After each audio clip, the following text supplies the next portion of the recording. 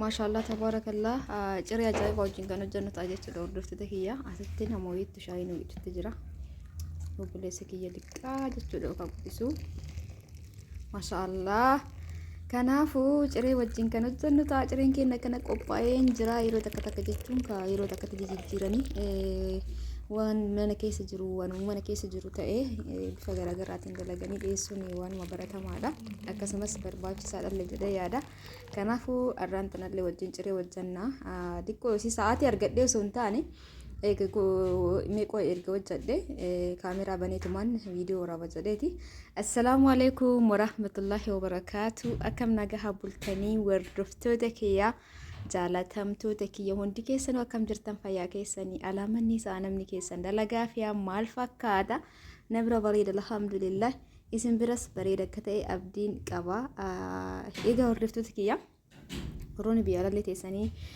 warroonni biyya keessa illee teessanii bakkuma jirtan jiraatanii warroonni chaanaala kiyya daawwattan hundi keessanuu galatooma ulfaadha naaf jiraadha warri subscribing godhin illee osoo subscribe gootanii natti tola warri subscribe gootanii silaa durarraayyuu na jajjabeessuudhaan asiin nageetti rabbii gaditti hedduutu akkanaaf galatooma maaliif jennaani namni tokko waan kamuu haa ta'u hojiidha jedhee gabbaan ifaajje hojiin sun yooma bakka wayii namaa ga'e namatti tola jechuudha kanaaf ani haa hojjedhu malee ani viidiyoo waraabee gadaa dhiisu malee kan akka jajjabaadhee gara fuulduraa deemu na taasise isin jechuudha maal gochuudhaani chaanaala kee subscribe takkaarraa kaastanii kuma kudha wayi galchuu nama kuma kudha wayitu chaanaala kee subscribe naa godha jechuudha kalaalu sanii ol ta'uu danda'a garuu namni akkan hojjedhuu fi jechuun bakka mu'atiin tun osoo hojjette bareeda jedheetiin chaanaala kee subscribe harkaan gadqee birana darbe nama kuma kudha lamaa fi dhibba wayi gahee jira jechuudha kanaafuu galatoomaan isiniin jedha egaa kasala keenya qabsiifanneen booda kasalli keenya nu qabatuutiin nan jira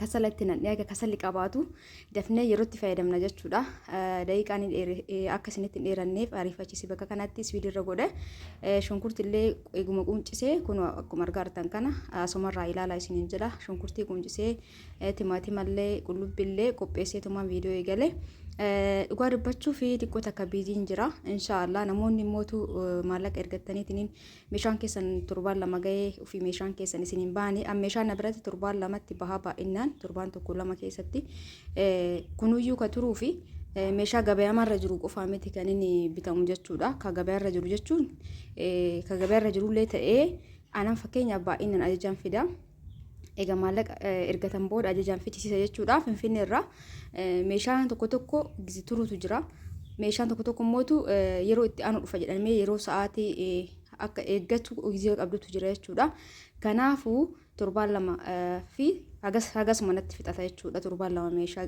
kana jechuun guyyaa na dubbistaniirraa osoo hin taane guyyaa maallaqa ergattaniirraa lakkooftanii torbaan lama keessatti isinii baa jechuudha meeshaan mana keessa torbaanitti illee kabaa'uun jira yaa'u taraan akkuma walduraa duuba jiru ni kennamni keessummaa jechuudha hordoftoota kiyyaa waa hunda eega jiradheen booda sitti maxbashaa irra kaa'ee eegas booda zayitii itti godha jechuudha.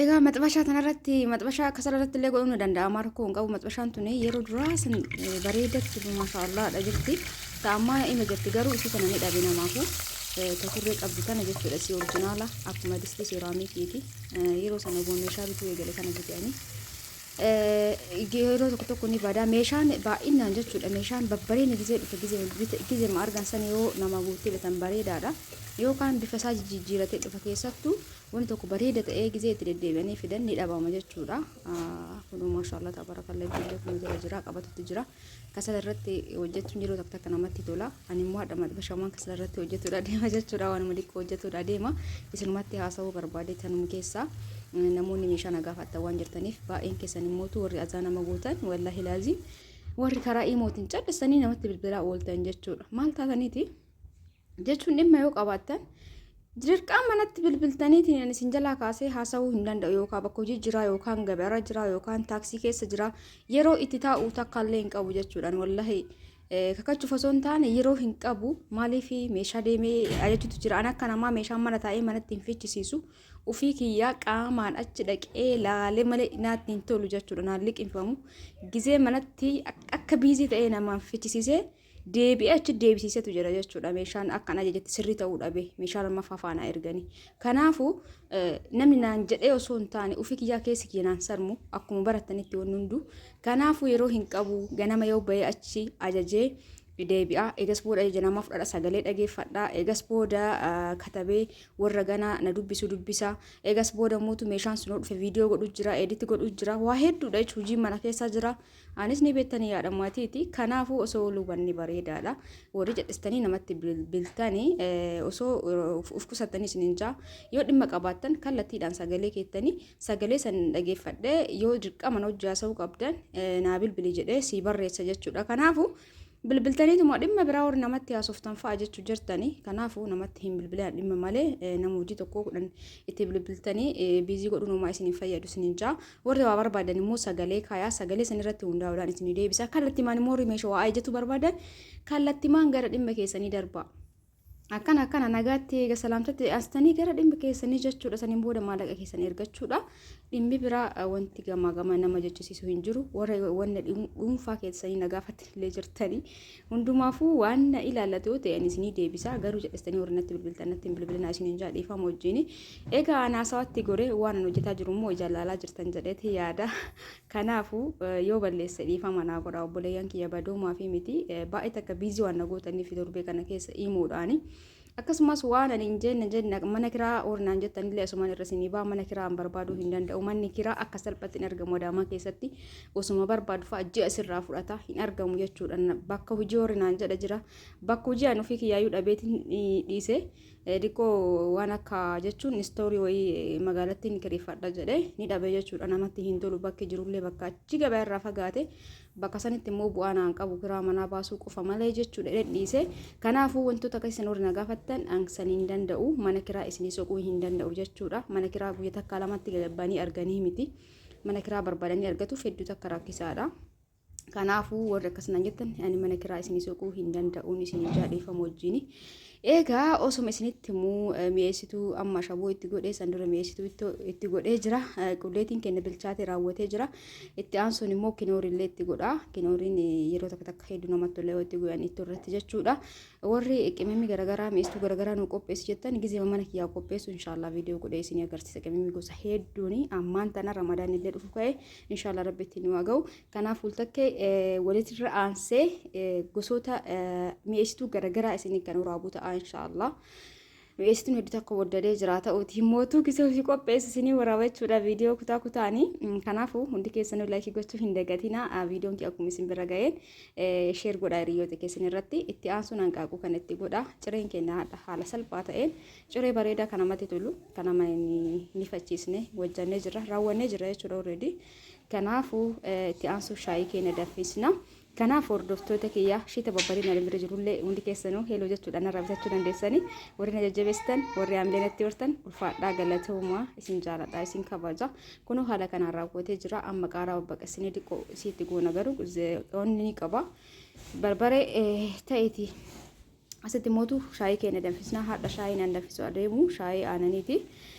Kanaafuu bishaan keenya irra keenyee irraa sitti mangorqoraa kureen irraa wanni taatee qabanna. Shaayii kanatti wanni nu barbaachisu qimamii gosa sadii kan itti goona mi'eessituu jechuudha. Kanaaf ni tumna nikeelii kana yeroo baay'ee waan akkana itti tumadhaani. As keessatti bulleessinee haga biizii ta'e jabeenya qimamii duraan tumee kaa'ullee sa'aatii dhabe jechuudha. Kunoo asitti akkana bulleessee itti naqaa. Maashaallah haala kana yoo danfistan hedduu takka mi'oofti. Shaayiin aananii jechuudha shaayii adii. Haala kanaan goone sirriitti eega inni ol fudhateen booda shaayii qixalee kennee yookaan harcee shaayiitti goona. Kunoo haala kana sanii boodaan kennetti go'annaa hordoftoota kiyyaaluma salphaa ta'een jechuudha. Warroonni lakkoofsa kiyya nagaafattan duwwaa 9 duwwaa 121 duwwaa 6 73 heeloo jedha. Viidiyoo kanatti aansee teemira garaagaraa galcheen jira inshallah viidiyoo isinii godha. Kanumatti aansee itti isinii gadi dhiisa namoonni baay'een gadi teemiraa waan beekuu barbaadaniif jechuudha inshallah viidiyoo kanan ilaaltan viidiyoo itti aanu eeggadha. Laayikii gochuu immoo hin dagatina. Haala kana qopheessineetiin jira. Kunoo feermuutii babbareedina na biratti ni argattanii hordoftoota kiyyaa akkasumallee immoo ta'u warri isinii bunaa nagaafattan footoo kiyyu maranatti ergitan ammaan tana galcheen jira. Meeshaa haarawaa galee isinittiin viidiyoo kanatti aansee isiniif waraaba jechuudha. Kanaaf hundi keessanuu karaa keessaatiin heeloo jedha. Warri meeshaa barbaadan warri tanaan dura waliin dubbanne bakka kaleessaa har'i honni jiru hin jiru. Kanaafuu yeroo itti qophooftanitti na dubbisaa onaan isiniin jedhuuf yeroo kamuu kanaaf isiniin ja'a. Egaa viidiyoon kiyya kana fakkaata ture isiniin ja'a hordoftoota kiyyaa hedduun isin jaaladha hedduun isin kabaja. Hundi keessanuu bakkuma jirtanitti rabbi yaada muraada keessan isinii haa guutu rabbi fayyaa isinii haa kennu umrii isinii haa dheeressu amiin jedhaa hin tuffatin du'aayin namarraa qeebalamtu rabbitu beekaa mere kanaafuu amiin jechuu hin dagatinaa isinin jaa yoo isinitti tole immoo viidiyoo kee laayikii godhaa viidiyoo tokko tokko isinii waraabuu yaaduman qaba anuu hedduu takkanatti tola viidiyoo waraabuuni olmaa mana keessaa garagara achumaan anillee ittiin bohaara garuu mootu xiqqoota akka biizii ta'urraa kan ka'e jechuudha hordoftoota kiyya ni hubattan jedheeti yaada mana keessa hojiin dhuunfaatu biizii nama godhaan immoo dabalataan uummata kana hundaaf meeshaa qopheessee gara maatii ergutti jira erguun duratti bitutu jira bitaa sanuu akka isiniin jedhe gadi ba'ee ufii kiyyaa kaanas qabee kaan ol qabee laalu malee naan liqinfamu sansaniif biizii ta'e wallahi malee isiniif inni waraabaa inshaallah hundi keessan immoo amma viidiyoo makana laayikii godhaa viidiyoo itti aanullee eeggadhaa isiniin jaa viidiyoon keenya kaarraa kana fakkaata olmaan gaarii isiniif haa ta'u bakkuma jirtaniif fayyaa keessan haa turaa isin jaaladha isin kabaja baay'ee.